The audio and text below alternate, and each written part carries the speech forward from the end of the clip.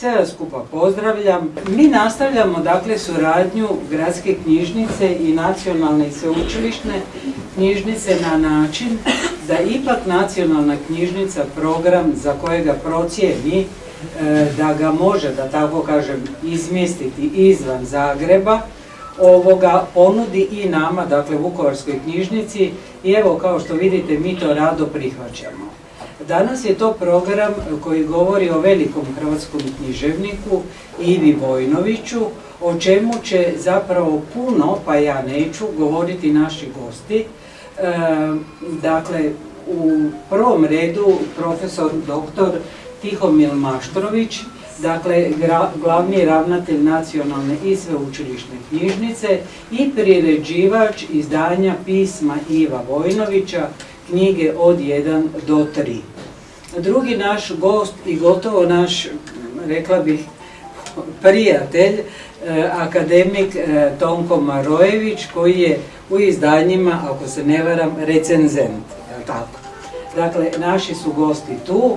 Izložba koja je postavljena u prostoru knjižnice, a bila i u prostoru Nacionalne i sveučilišne knjižnice, zapravo govori i na neki način obilježava 80. obljetnicu od smrti velikog hrvatskog pisca. Prošle godine bila postavljena u Nacionalnoj i sveučilišnoj knjižnici. Tijek ovoga programa je sljedeći. Profesorica Lilijana jedno pismo, iza toga akademič Marojević, iza toga profesor dr. Tihomil Maštrović, iza toga jedno pismo, kraj. Sve vas skupa pozdravljam. Nikoli Andriću prvo pismo, Supetar na Braču, 7. listopada 1903. Dragi moj doktore, primio sam na znanje vaš odgovor i nemam što da prigovorim. Glede skorašnje predstave trilogije, usuđujem se opetovati još nekoliko preporuka. Prvo, Allons enfants. Polag pouzdanih referata, koje molim da držite samo za sebe, Tijan je bio sentimentalan, a ne od grožđa kako mora da bude. Kulminacija njegovog vapaja za domovinom, pak plač nad izgubljenom slobodom, jest bol, lava i urlik i suze njegove. Zato mala uputa u tome pravcu ne bi škodila. Osobito sve nijeme igre lica, pauze, kretnje u prvoj polovici drame valja da su tako vidljive, proračune, matematičke i psihološke, da zahtijevaju osobitu studiju sa zrcalom i satom u ruci. Isto tako sve što se zbiva dokle vlastela uđe. Naročito pazite na znamenite pauze.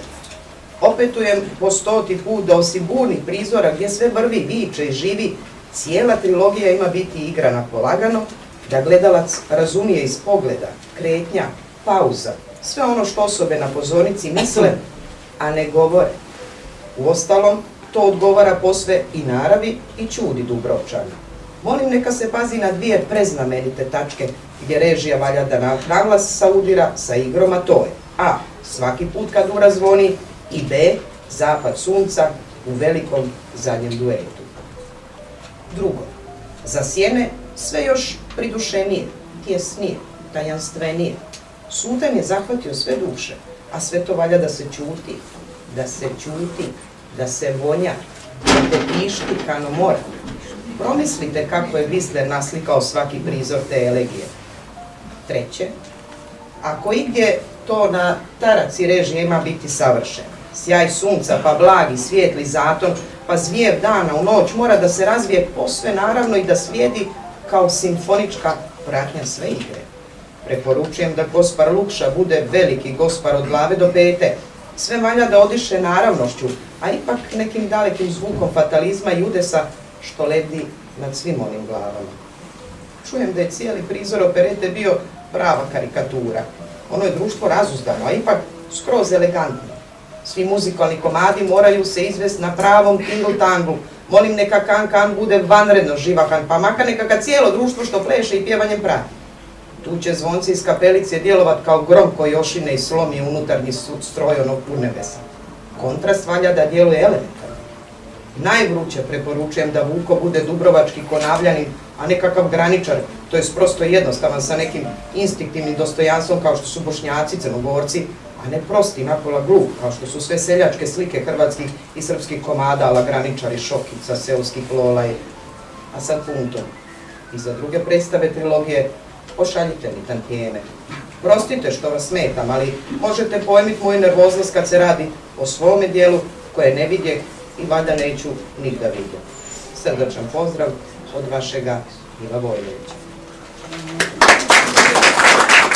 Čuli ste jedan lijepi ulomak koji govori o tome, o vrijednosti zapravo te korespondencije. I mi doznajemo kako treba predstavu prirediti, kakvi su zahtjevi pisca, kako on razumije, kako evocira, kako sudi glumce i redatelje, kako traži, kako ima pravo na neki način, naravno da želi da njegovo djelo dobije odjek.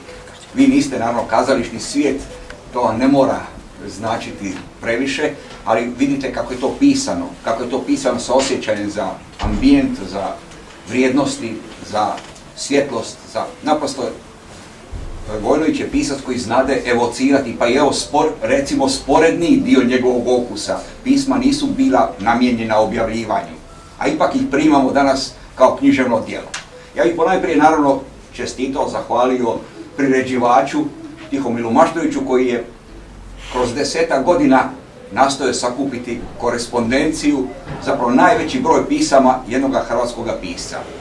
I to je pisca koji se obraćao više manje, neću reći cijelom svijetu, ali velikom, širem svijetu od naše domovine, koji je pisao na 3 još svjetska jezika, koji je tražio i nalazio odjeka u Austriji, u Italiji, u Francuskoj, u Češkoj, u Poljskoj.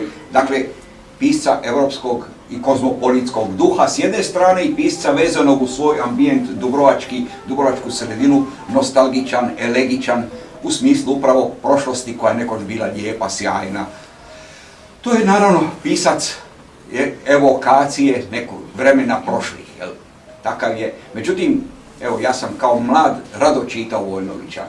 Nisam Dubrovčanin, rado sam čitao jedan fini stil, jedan fini pjesnički govor njegovih soneta, jedan emotivni doživljaj njegovog ekvinocija, njegovog doživljaja majke, njegovog doživljaja ljubavi koja je transcendentna, koja nije fizička jer on na neki način doista bio gotovo lišen te erotske komponente, ali s druge strane kompenzativno, silno vezan uz svoju majku, pa je ekvinocij upravo primjer majčine ljubavi, pa je njegova isto tako i smrt majke Jugovića, jedan tema izvučena iz narodne poezije, ali opet protkana njegovim vlastitim duhom.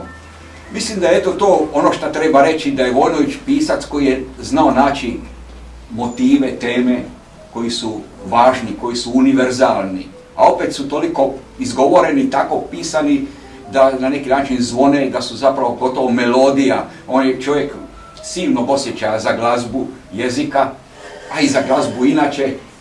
U ekvinociju, njegovoj važnoj drami, postoji taj simfonijski intermezzo gdje on na neki način svojim riječima tumači ono što bi glazba na neki način trebala zapravo protumačiti. Dakle, on je pisac hrvatske moderne, europske moderne, jednog vremena i razdoblja u kojemu zapravo stil, govor postaje silno rafiniran, istančan, lijep, na neki način jedan vrhunac stilski koji je, eto, on postigao i koji je u korespondenciji također, eto, u pismima koji su često potrošna roba, a ipak, eto, kad su od velikog pisca, onda su oni značajni iz više razloga. Jedan od razloga je što doznajemo njegovu poetiku, njegove interese, što doznajemo njegov odnos prema svijetu, njegov odnos prema kolegama, vršnjacima, pa i ljubomore. Svi smo malo, naravno, kad ovako kuriožasti, znatiželjni, pa rado zavirimo malo voajerski u duh vremena, pa kad vidimo kako on se izražava o Krleži ili o Matošu, ili Matoš o njemu, pa onda rado vidimo da ti odnosi nisu bili, naravno, idealni, nego dapače živi kako i trebaju biti. Ljubomora dvaju pisaca logična je, razumljiva je, eto, ali to je neki način također motiv nama za čitanje i motiv za razumijevanje. Kad hoćemo govoriti o epohi, od početka 20. stoljeća, pa jedan lijepi komad, pa i malo ranije, on na neki način doista, on je jedan idealan svjedok, pristran, osoban, ali svejedno važna komponenta jednog čovjeka koji je to znao iznimno lijepo i važno pisati.